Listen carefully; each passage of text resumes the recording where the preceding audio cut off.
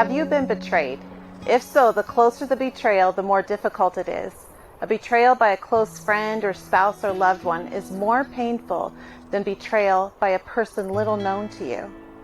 Jesus was betrayed by one of his followers, a disciple named Judas. Judas was one of the 12 who sat with him during the Passover meal. Mark 14 tells us, "And as they were at the table eating, Jesus said, 'Truly I say to you, one of you will betray me, one who is eating with me.'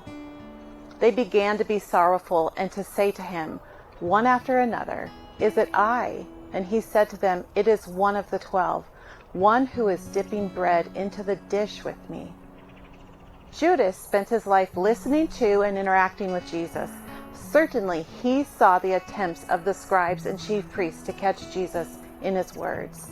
Watching this, he understood that he could play a key role in helping the chief priests with their problem and make a little money along the way.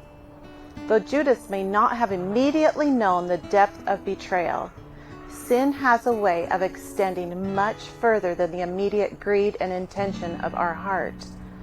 The betrayal of Judas is directly opposite of the teachings he learned from Jesus. He allowed selfishness to overcome his love for the Messiah, his friend and master.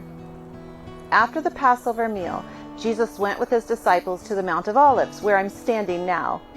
As it was Passover in Jerusalem, the city grew to 2 to 3 times its normal size. For lack of room in the city, pilgrims camped on the Mount of Olives, which also gave them a magnificent view of the temple. The Mount of Olives would have been dotted with campfires, animal noise, smells, and the sounds of sleep. Jesus, who had been staying in Bethany, did not travel back to Bethany on this night. It is commanded that Passover is taken within the boundaries of Jerusalem, so Jesus abided by the travel regulations. On the night of Passover, Jesus, his disciples, and many pilgrims slept on the Mount of Olives. Because so many pilgrims filled the hillside, and due to the darkness, the chief priests needed Judas to lead them to Jesus. It would have been difficult and suspicious if they were to seek him on their own. They needed a quick and direct route, the route of least resistance, to take Jesus away secretly. As these developments were taking place, Jesus addressed Peter, a disciple very close to his heart. Luke 22 tells us that Jesus said, "Simon, Simon Peter, behold, Satan demanded to have you, that he might sift you like wheat, but I have prayed for you that your faith may not fail. And when you have turned again, strengthen your brethren." And he said to him, "Lord, I am ready to go with you to prison and to death. I tell you, Peter, the cock will not crow this day until you 3 times deny that you know me." To summarize, Jesus knew Simon Peter would be tempted to deny him. Jesus, understanding this, prayed for Peter to have the strength to endure. Peter could not conceive that he would deny the Lord. And Jesus told Peter, "When you have turned again, or when you have recovered from this denial and realized your failing, strengthen your brethren." Jesus knew they would need strength and encouragement to stand alone without Jesus with them daily. Their leader was headed towards death. The betrayal of Judas began in the form of greed and grew to the ultimate betrayal of death. This type of sin is all too common. What may seem to be a small sin has potential to set in motion devastating consequences. Jesus' actions in the face of Peter's denial were one of prayer for strength for Peter to overcome and comfort and to lead the disciples well.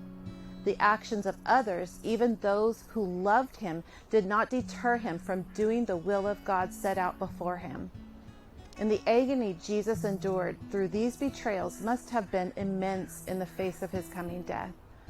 The very time that he needed his closest team around him is the very time of his betrayal and denial.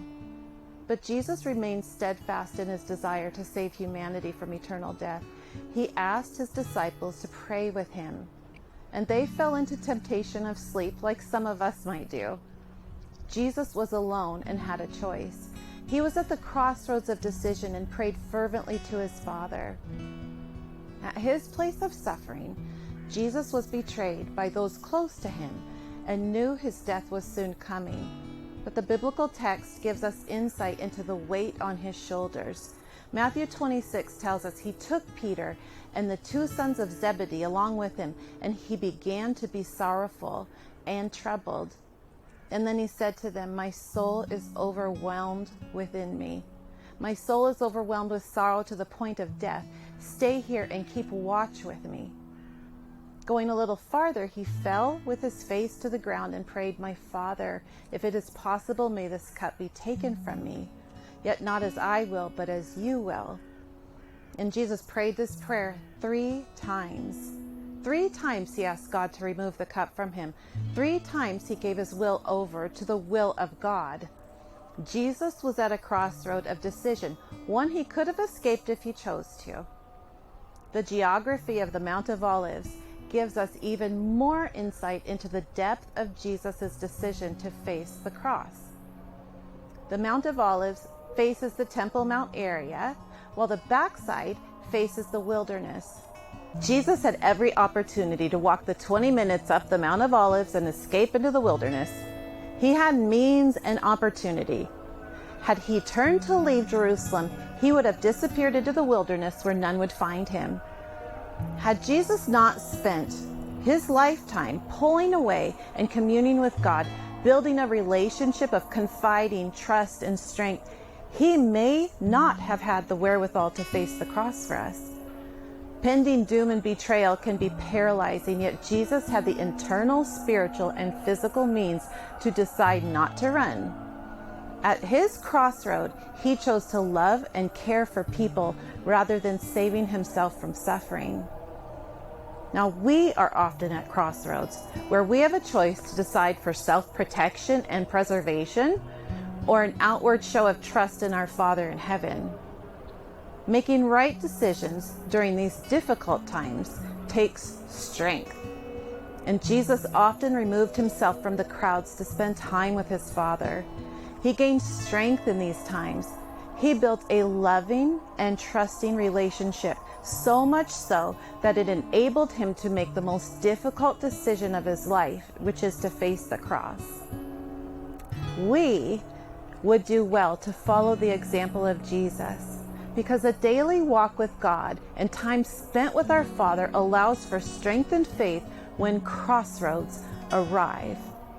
Matthew 26 tells us, "Then he returned to the disciples and said to them, 'Are you still sleeping and resting? Look, the hour has come and the Son of Man is delivered into the hands of sinners. Rise, let us go. Here comes my betrayer.'"